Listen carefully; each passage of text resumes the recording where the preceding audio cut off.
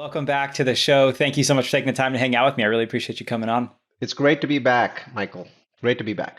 Thank you, Neal. So, last time on our Mhm. prior episode, we talked a lot about the single family space and what we saw going on with the market. Today, I'd love if we could focus our conversation on multifamily, since I know that you do quite a bit in that space as well.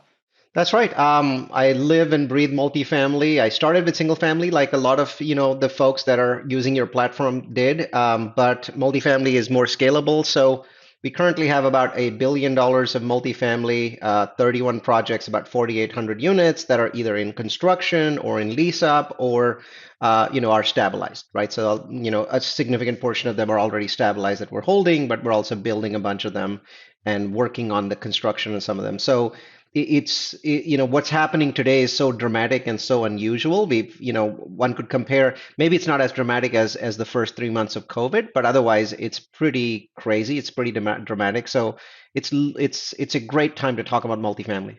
Yeah. So $1 billion, and just turning back the clock a minute, I'm curious, how long did it take you to get to that point from when you started? So ignoring a past company where I was a partner, this particular company has basically gotten to that $1 billion since February 2018. So about 4.5 years, roughly. Holy smoke. I was just interviewing a gentleman who's got a business who wants to scale to $1 billion over a 9 year period. So you more than cut that in half. That's incredible growth. Well, keep in mind, I don't want to demean what we've done because we're very proud of it. But when you're purchasing multifamily, the numbers get big pretty, quickly, right? So a 100 unit multifamily today is $20 million. So you do get up there very fast. So I still consider myself to be a mid-level syndicator. There's dozens and dozens and dozens of companies that have bigger portfolios than I do. And also for reference, a $1 billion portfolio usually only equates to about 10 employees in a syndication business. Now, in my case, I have 30 employees because I have 20 of them in the Philippines, and that's helping me scale. And so I have 20 full-time employees in the Philippines in addition to those 10 people.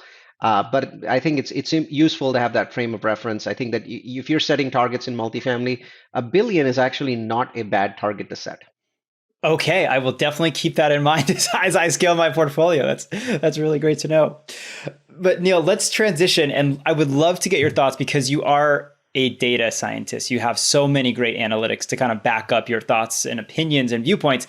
Tell us, like, what's going on in the multifamily space as we're recording this today, mid to late September. Prices are falling and they will continue to fall. It's a bad time to buy any kind of multifamily in any market in the US. And I've never actually said that before, maybe with the exception of, first month of COVID. Um, it's currently, right now, no one should be buying anything in the United States. But here's the good news. You don't have to wait very long. The market is now adjusting very rapidly. So I think February, March of next year would be a terrific time to buy. Whether it's the 1 to 4 units that get listed on Roofstock. By the way, I currently have a triplex listed on Roofstock. Check it out. It's on Brandon Avenue in Chicago. Um, Whether it's those units or it's the larger unit, we're also selling a 200 unit property at this point in time, not on Roofstock, but but we're not buying anything. I mean, we've basically told our acquisition people to be pencils down, stop looking, stop talking to brokers, stop traveling to properties, because we are halfway through a correction. And I'll explain why. Multifamily is a very different animal from single family. So let's say Michael's buying a single family property and it's next to another one that's identical to it. So there's two row houses are next to it. Well, if somebody last month paid $1 million for the first one, Michael can get a loan that appraises for $1 million value for his property. He can get that easily, Right. regardless of what really happens in the market. He can get that. And prices take so long to fall that even if the price actually falls, Michael can use a comp from half a mile away to still get that $1 million in value. So the banks on the single family side are really trusting you to do your, to not to overpay, right? So they're just looking at it, is there a comp that matches it? And if it does, well, let's give this guy a loan, right? And if they feel like the times are hard, they might change their LTVs from 75 to 70, but that's pretty much as far as the single family market goes. One multifamily property is a business. It's like you're buying a Tommy's car wash, or you're buying, you're buying a Subway or a chain of Subways. That's the best way to look at it. It's a business. So your underwriting really doesn't matter.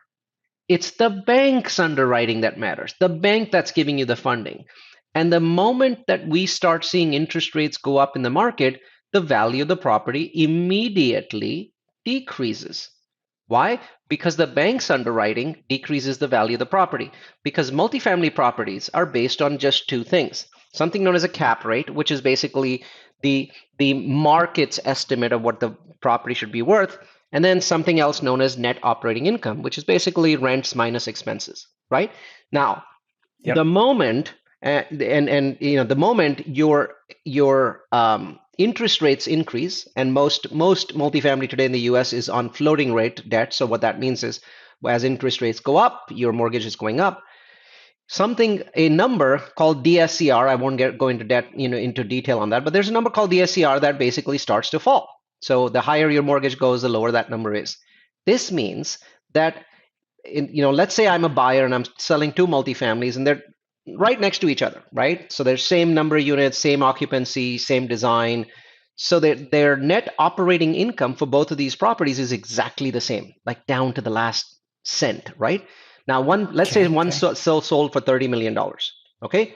And I waited a month, like 30 days, and the Fed raised interest rates by 100 bips, right? But basically 1%. The second property now is worth less. It's worth less, even though there's another property that sold 30 days ago that's identical with the same number of tenants with the same rents. It's now worth less. So multifamily is on a sliding scale, and that sliding scale is affected by interest rate hikes much sooner than single family. Obviously, single family is also affected. We've seen there's 90 markets in the US where single family prices are coming down, but they're coming down really slowly, right? Like I think the average decline in the last 6 weeks has been 2%, right? And I mean, seasonal declines are bigger than 2%. So I don't even know what to make of that 2% yet. But on the multifamily side, depending upon the market, we've seen declines of 6 to 12% in multifamily prices already. And remember, the Fed only really started raising in May of this year. That we're doing this in the middle of September, right? So in Right. 5 months, the Fed's basically raised everything. So in 5 months, the Fed has basically affected multifamily prices to the tune of 6 to 12%. Here's the bad news: that's not the end, because everybody, including yours truly, was thinking that when last week's inflation report came out, we would see a downward trend. And the Fed would give us some guidance that, yeah, okay, well, instead of raising by 75 bips this week, that there's a Fed meeting going on this week, we're going to raise by 50, and then we'll see what happens in November. Maybe we'll raise it by 25. And we were like, okay, if that happens, great. Where the Fed funds rate is at 2.25, they raise by 50 bips this week, then they raise about 25 bips in November at 3%.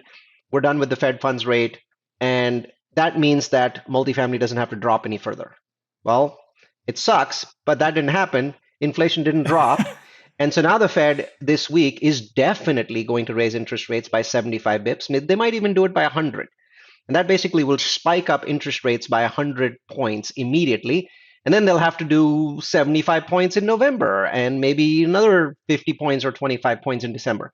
So because of that bad news, we now know that we're midway through this drop in multifamily, right? So we think that there's another 5 or 6% drop coming by February or March.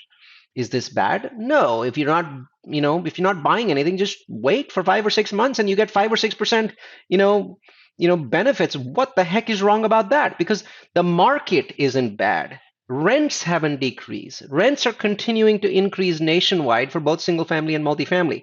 So this isn't like 2008 where there's 5 million empty homes. Show me empty homes. I mean, there really aren't any. The market is at Yeah. amazing occupancy levels. This is just one single factor: the cost of debt. So if you can in February buy a property for 5% cheaper, you will have had two advantages. Number one, the next 6 months, you're not paying for that high cost of debt, right? Number two, you would, save 5%, so your property is cheaper, so your debt's less, right? Number three, you would be within 6 months of the Fed cutting interest rates. This is the part that most people don't understand. The Federal Reserve is not trying to kill us. They're just doing their job, and their job is to control inflation, because if you don't control inflation, really bad shit happens. Really, really bad shit happens. So it's much better to control inflation, and obviously the industry that is most affected when you raise interest rates is real estate. No other industry in the US is affected as much as real estate by interest rate hikes. Here's the good news though. If you look at the last 61 years, the Fed's raised interest rates 9 times, sharp up, sharp down. So if you buy in Feb, by I think July or August, the Fed should be dropping interest rates or at least talking about dropping interest rates. Why is that important? Mortgage rates are guesses.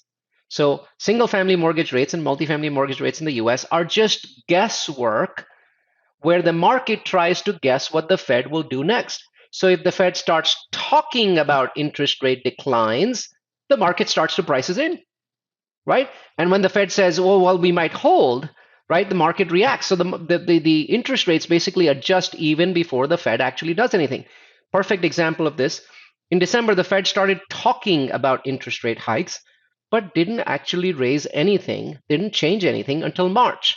But in those 4 months, interest rates went up 100 basis points. They went up an entire 1% because the market was guessing what the Fed would do.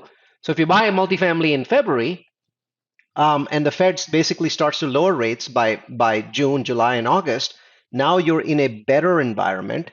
And as long as your rates are floating, they may float the other way. They may float down and give you a benefit where you start high and then you float downwards.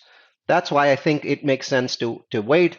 I've seen a lot of my friends that have larger portfolios than me, 2 billion, 3 billion, send emails to their investors saying, we're pencils down. I mean, what that means is we're not even underwriting a property. We see 10 properties a day. Normally, we underwrite 3 or 4 of them.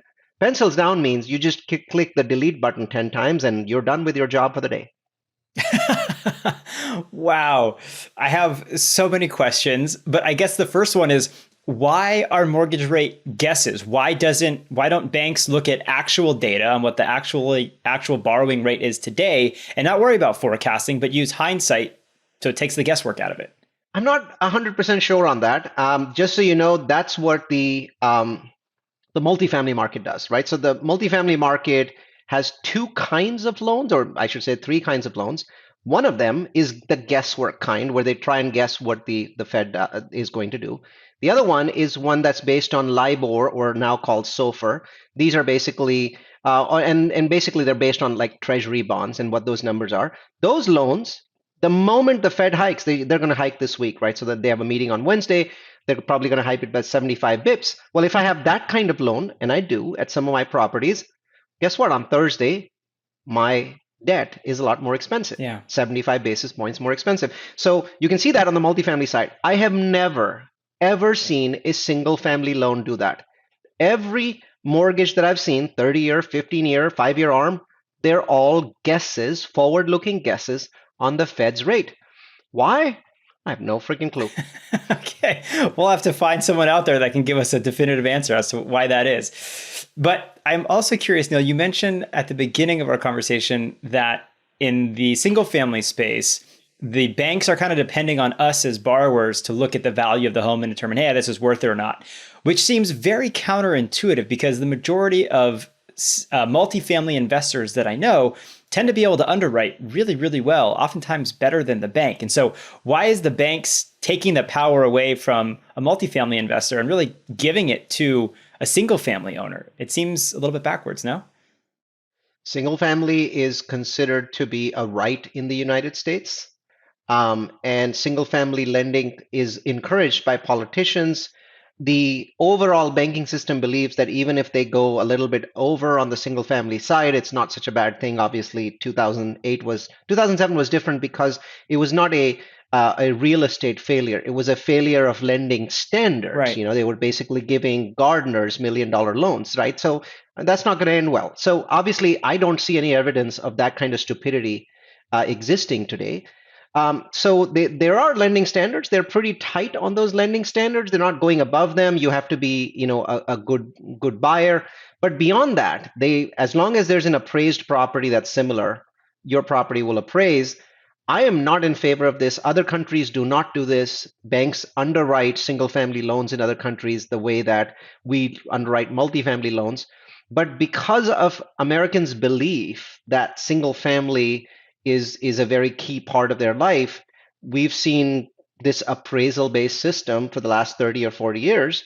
And every once in a while, it blows up a bubble just like it did in 2007. So this is a conscious decision that the people that run this country have made, and it has lots and lots of good sides because it tends to overall increase the prices of single family appraisal. Somebody buys for more, your property is more, and then the next one's more, next one's more. So generally, it has a beneficial effect on the real estate market, but it also tends to create more bubbles than other countries. Interesting. Okay, that's really good insights. So, knowing that this isn't the ideal time to buy multifamily, what should people be doing? Is this the time to get educated? Is this the time to go get capital? Is this the time, what should folks be doing right now? Um, I think that I'll give you some ideas, right? So, and I'll give you kind of a sense of, well, what would Neal Bawa be doing, and what would maybe somebody that's newer than Neal Bawa, doesn't have a lot of multifamily should be doing. So let's just focus on that piece Yeah. first, right? Because what I do is really different from what you should be doing, depending upon where you are in the process. So let's say you're early in the multifamily process. You should be educating your investors that an extraordinary opportunity is going to present itself most likely in Q2 of next year. So that's April, May, June, and that opportunity is that for the first time since the Great Depression, the 2008 depression, we have an unusual thing happening, and that will be multifamily prices, not single family, but multifamily prices will be low in Q2 next year compared to, let's say, now, or especially compared to a year ago. They will be low, but the economy will not be anywhere like 2008. It'll be weak, it'll be in a recession, but this is what is known as an artificial recession. So recessions are of two kinds. They come in two flavors. Number one, a recession that is artificially created by the Fed to cool down inflation. And we're about to go into one of those recessions. Those tend to be shallow, and they don't damage the economy in the long term. They create short-term damage, and the economy tends to recover fairly quickly from those. Unemployment doesn't tend to go down too much. Go up too much, I should say. Um, Mhm. so we're about to go into one of those. And those are the kinds of recessions where you want to buy multifamily.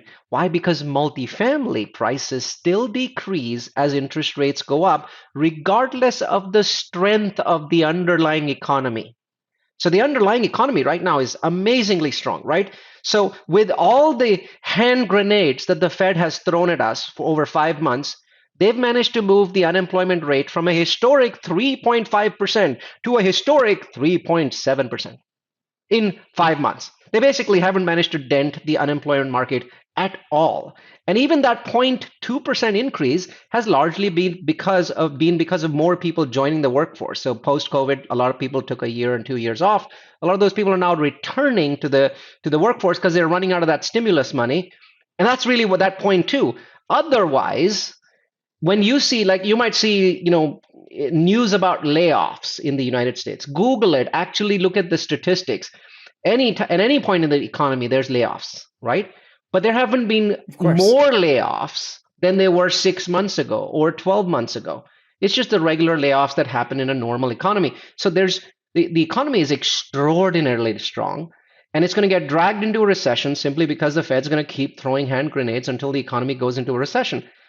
But because the underlying economy will stay pretty strong during this shallow recession, you've got a one-time opportunity to buy cheap multifamily, because multifamily is just as affected in terms of price, whether the economy underlying is weak or strong, right? And you have a quick chance to come out of it and make a lot of money. You should be educating your investors, telling them about this opportunity, because I haven't seen that opportunity at all since 2013. Interesting. That's what you should be doing. Telling every investor about this and telling them, I am not buying anything now. Well, you probably don't have the investor money to buy anything now, but what's the harm in saying it? It's still true. Right. Right.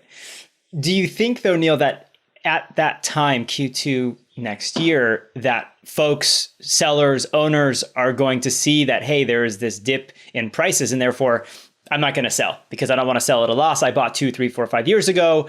I'm going to hold on to my property, and there will be an inventory shortage. Or do you not foresee that happening? There is already an inventory shortage in multifamily. Prices have still dropped. So the if you look at the inventory available to sell in the multifamily market, it's half of what we had a year ago. But multifamily is Hmm. different from single family. In single family, a shortage of inventory tends to drive prices up. With multifamily, a shortage of inventory cannot drive prices up because banks are underwriting and they don't give a flying F about what the inventory is. They just care about your debt cost. And your debt cost is going up.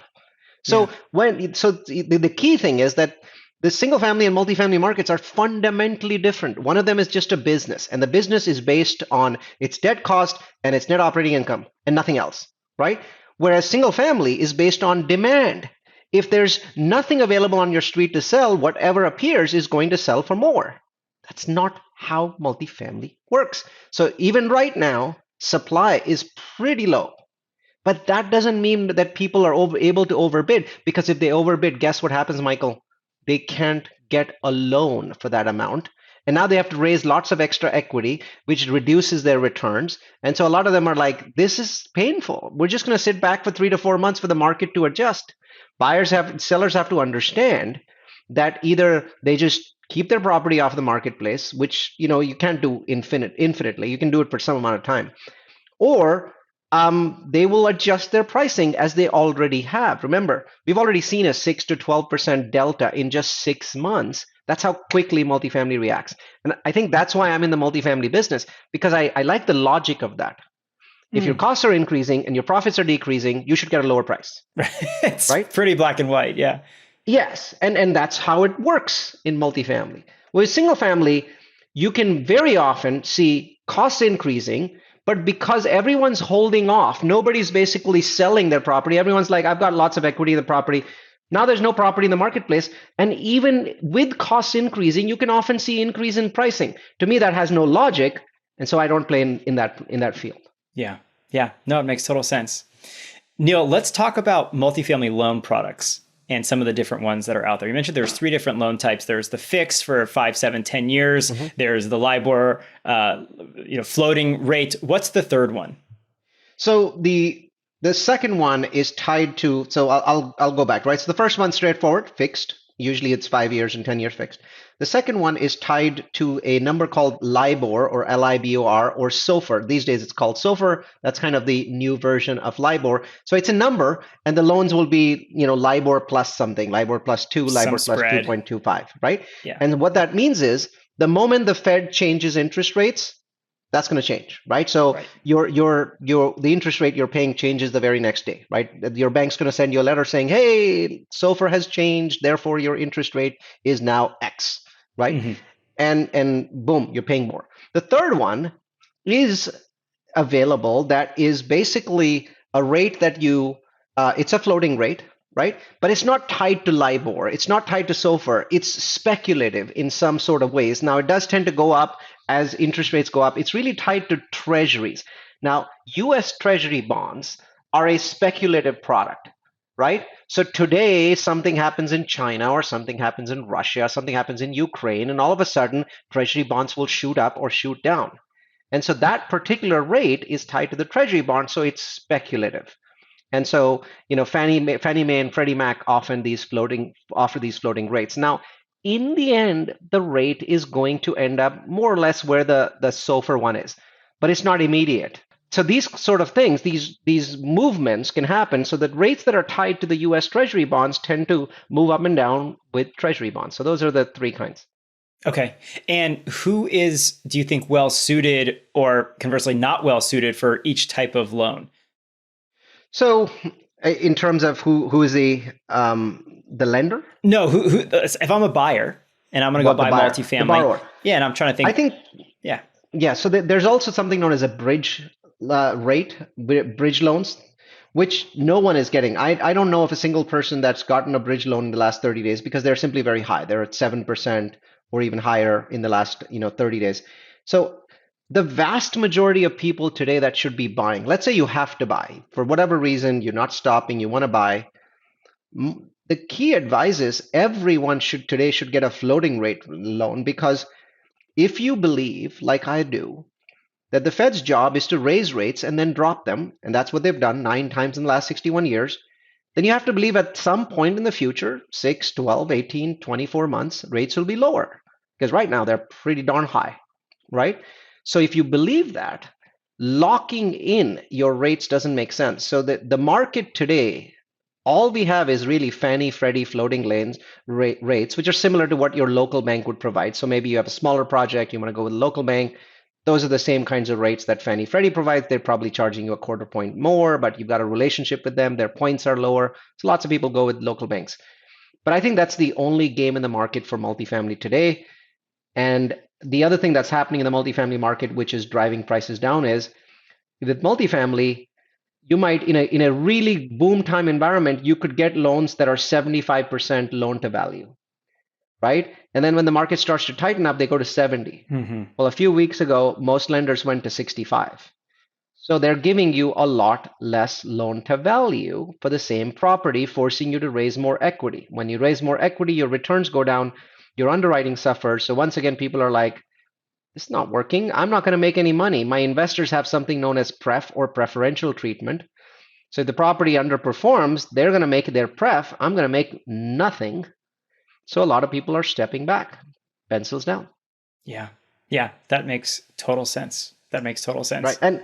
And none of this has anything to do with a crash. The 2008 scenario, if you believe that that is going to occur in the next 12 months, you're not data driven, because the 2008 scenario, if you look at if you list the top 10 factors that caused it, because it wasn't any one thing, Right. none of those factors, not one of those factors exist today, right? What we do have is we pulled demand forward in 2021. In 2021, we basically helicoptered $10 trillion worldwide, not 10 trillion in the US, luckily, 4 trillion in the US, but 10 trillion worldwide. We helicoptered money to people for the first time in modern history. We've done a little bit of it before in 2009, but remember, we were bailing out banks. We were bailing out General Motors. The money wasn't going directly into people's pockets, right? So here we helicoptered $10 trillion worldwide, and there's an inflationary effect. It pulled demand forward. Everyone all of a sudden had money. Everyone spent money. And so we pulled demand forward from, let's say, 2023, next year, to 2021. And when we did that, we ended up creating massive amounts of inflation. Nothing to do with the economy itself, but it created massive inflation. And now we have no choice but to deal with it. I can tell you this. If on the one side you said, will you take 7% single family interest rates, right, over the Fed stopping their program now, just have them stop it, I would say don't do that. Hyperinflation is so insanely dangerous and so insanely destructive that I would, even though it would really, really hurt me, I would take 7% interest rates any day. I would take 8%, but I wouldn't tell the Fed to stop doing what they're doing. 9% inflation, if it gets entrenched, if everyone believes that 2 years from now we're going to be at 9%, it's astonishingly destructive. Wow. Wow. Okay. And Neal, I'm just curious, based on your research, the 9 times over the last 61 years the Fed has raised rates and then pretty succinctly thereafter dropped them, how far do you think we're going to get? How low do you think interest rates are going to go? I want the Neal Bawa prediction, the crystal ball, if you will. The federal funds rate, right? The Fed funds rate is what the Fed raises. They don't raise or lower mortgage rates. It's currently at 2.25%. And in 2 days, it's going to go to 3%. We believe currently that the peak is going to be either 3.5 or 3.75% for the Fed funds rate. Okay. And we think that on the downward path, they'll cut it all the way down to 1.75%. So from their peak, they'll go down 2%. So from the peak, whatever that peak interest rate is, it should go down 2%. Right? Now, sometimes they have to go past that 1.75 on the downward leg because they've hurt the economy so much when they were raising rates that they have to compensate. But we think that the perfect equilibrium rate for the Fed is around 1.75. Now, in the public, they talk about it being 2.25. That's where they would like equilibrium to be. But they never seem to ever achieve that. It's always lower than that in a normal market. So they just like to talk it up a little bit to set expectations. So we think that whatever that top interest rate is that you're going to see the highest interest rate, the mortgage rate, once the Fed is done and brings it down, you should see mortgage rates 2% lower. So there's a possibility that sometime in the next 180 days, you'll see a 7% mortgage rate, right? So it might touch that number, but I don't think it goes further beyond that. Okay. But who And knows? then you, I could be completely wrong because if the Fed doesn't kill inflation, then all bets are off. right. Right. Yeah. Yeah. This is all under the guise of inflation getting tampered back because of the moves. And so just to kind of put that in perspective for people as the end users, 2% reduction of the Fed funds rate will typically constitute a 2% drop on what a borrower is going to pay. So if rates get up to 7% and then Fed funds pull back by 2%, we would expect mortgage rates to hover around that 5% in the consumer market. Yes. Yeah, exactly. 4.5 to 5.5, going up and down a little bit. You remember it's speculative, but you'll have plenty of opportunities to, lock something in under 5%. So I think the key message is this: never be afraid of 5%. It's really beyond 5% that the single family economy starts to, um, it starts to miss heartbeats. That's where it starts to be problematic. Until 5, I've really not seen much of an impact in the marketplace. There'll be a little slowdown in price increases, and right now a slowdown is healthy. They've gone up way too much, way too fast. And Yeah. so a retrenchment is a very healthy thing. Yeah. Okay. And just for frame of reference for folks, during COVID, the Fed funds rate was zero, right? They dropped it. It was zero, correct. So we've gone from 0 to 2.25 in 5.5 months, right? And they were threatening to do it for about 4 months before that, but they wanted the market to adjust before they actually raised the rate. So we've gone up to 2.25. It was zero for 2 consecutive years. So 2 years and 2 months, the Fed funds rate was zero. And has that ever happened in American history that you know of? No, I No. think the pandemic is very unique. We saw the Fed funds rate fall to about 1% in 2009, 2010, but they didn't take it down to zero. So the only time we've ever taken it to zero is this time. I expect all future crises will go beyond zero. Now that the Eurozone has gone negative and Japan's gone negative, there's no stigma attached to going negative. So I think the next crisis will go below zero. Wow. And that'll be an interesting time to have a loan tied to LIBOR or SOFR. It's fantastically interesting. I think what we are Michael, we're living in the middle of the greatest financial experiment in history. And it's an experiment that has no precedent. It doesn't have anything that you can look back to, right? We're doing some truly crazy stuff, and we're hoping that it will work out, even Right. though Fingers we have crossed. about 3 years, we have 3,000 years of monetary history that says it's never worked out for anyone in the past.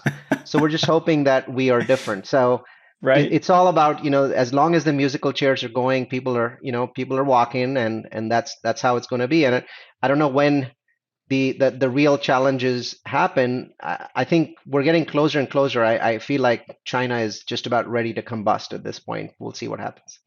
Okay, well, I will definitely stay tuned. Neal, this was amazing as always. For people that want to pick your brain more, continue the conversation, learn more about you, where's the best place for them to do that? You can connect with me simply by typing in my name. I'm the only Neal Bawa on the World Wide Web, so just Neal Bawa. Hit enter. There's a couple hundred podcasts that I've appeared on. There's webinars, conference recordings where I'm on stage. If you'd like to chat with me on LinkedIn, once again, I'm the only Neal Bawa on LinkedIn, so go ahead and connect with me there, or go to my website, multifamilyu.com. So that's multifamily followed by the letter u.com. There's about 30,000 people that attend the webinars that are on that site. We have a new one coming up, which is the impact of interest rates on the economy and the upcoming recession. So real estate at this point is officially in a recession. The housing market is now in a recession because it's declining. But I think the rest of the economy is going to follow it. And so we have a webinar on that. And I think that's going to be in 3 weeks. Okay,